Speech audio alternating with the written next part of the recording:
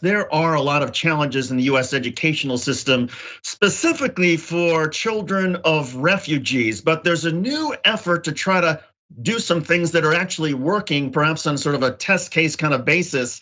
And this is based on a book by Luma Mufleh. She is the author, she's an entrepreneur, coach, and also the author of the book, Learning America, One Woman's Fight for Educational Justice for Refugee Children.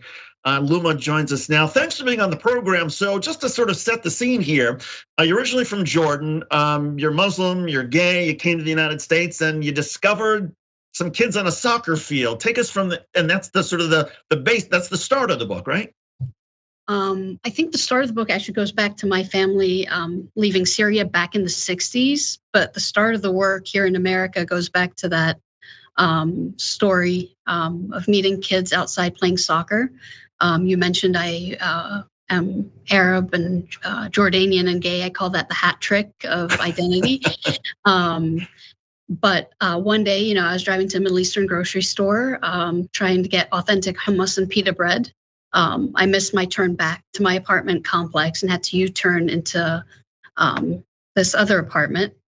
And, it felt like a scene out not in America. As I was driving down that road, there were women in hijabs. There was a Buddhist temple, a mosque. It just didn't feel like the part of Atlanta I had lived in.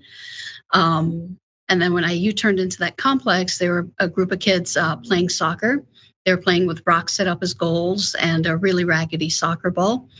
I had been coaching club soccer for a while, and so I grabbed a soccer ball out of my trunk, got out of the car, and the kids rushed me. They wanted the ball. I wanted to play. We haggled, and they got the ball, and I got to play. The original group of boys I met that day were from Afghanistan, Liberia, and South Sudan. And that was how it all started. So you started not only coaching them, but you also then started to sort of dive into their challenges as far as the US educational system. Yeah, I think it was like eye-opening for me. I'd read the books in college, took a couple of education courses, but I think I was able to distance myself from the reality. My parents sent me to British and American schools growing up, so they believed that the Western education was the best the world had to offer. And I believed every school in America was like the State Department run high school I went to in Amman, Jordan. And it was a rude awakening, realizing it was not. My players were set up for failure very early on. A lot of them had been in the school system 2, 3, 4 years and couldn't read a word. And it was heartbreaking because that's not the America I believed in.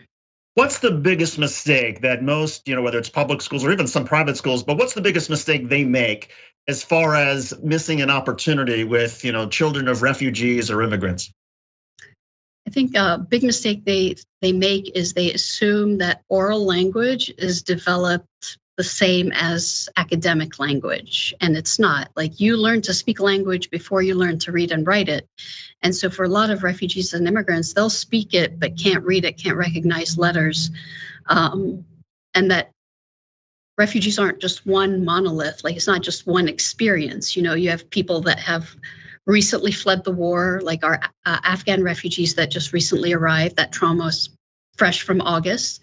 Some were born and raised in refugee camps, like some of our kids from Congo and Myanmar, and others, 3 to 4 years out of the conflict. And so their education has been disrupted or non-existent for a very long time.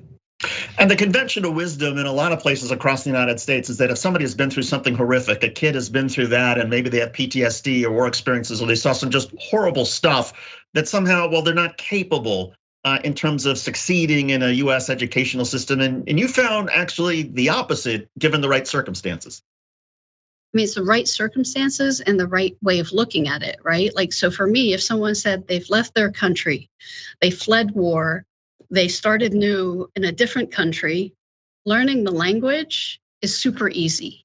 You've done something super hard and that most people in their lifetime are not capable of doing. So it's seeing their experience as an asset, not something that holds them back, and motivating and inspiring, and just keep holding them accountable. I I think when kids have high expectations, they live up to it. And, I think that's what we create. And your book, as I mentioned, serves as now something of a blueprint for a lot of schools who are trying things out. What are some of the lessons from your book that schools can see or can put in place immediately?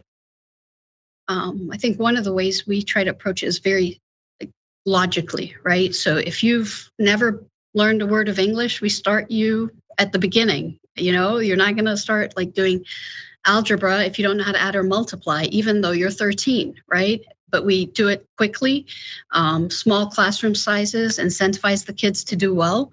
One thing we do that I think creates safety is we celebrate everything in the building, every culture, every faith. It feels like every week we're having some kind of party. And we want kids to feel comfortable in who they are, not reject it and embrace it and just bring it in. And another simple way is our big focus is athletics and the arts. Those are really powerful ways to create belonging and learning.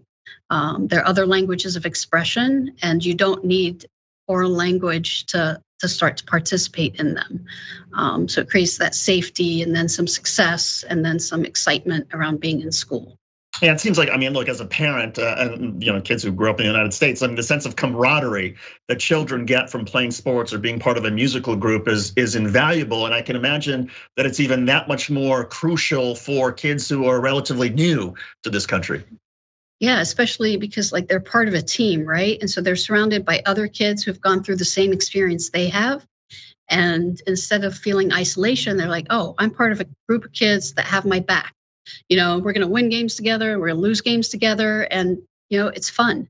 If you ask a lot of kids that struggled in school, or maybe even those that haven't, you ask them what was the highlight of your school experience, they're not going to say English class or history class or math. They're going to say the musical production or the basketball team. Those are the things we need to focus on more. Yeah, to this day, I've got friends from my high school who we talk about our memories of elementary school, and what jumps out is playing kickball during recess, whether it was organized or not. The book just came out. Tell us a little bit about sort of what inspired the book, how long you've been working on it, and what's the reaction been? So I worked on the book for about a year. It was a therapeutic process. I weave some of my backstory into it.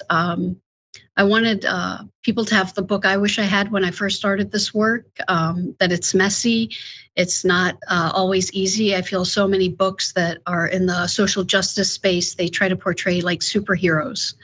And I wanted to be very transparent and authentic about mistakes I made, lessons I learned, and how to do right by kids.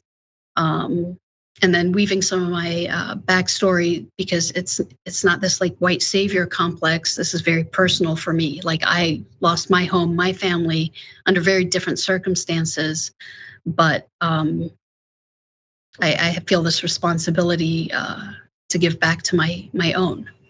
And I would imagine that within the US educational system, a lot of teachers would probably be very grateful to have this sort of as a resource, particularly, because it doesn't seem like, at least to me, and I'm something of a novice in terms of the educational system and teaching and all that, but it seems, based on my own experience, that teachers in America aren't given a lot of help when it comes to dealing, particularly with students who are from another place.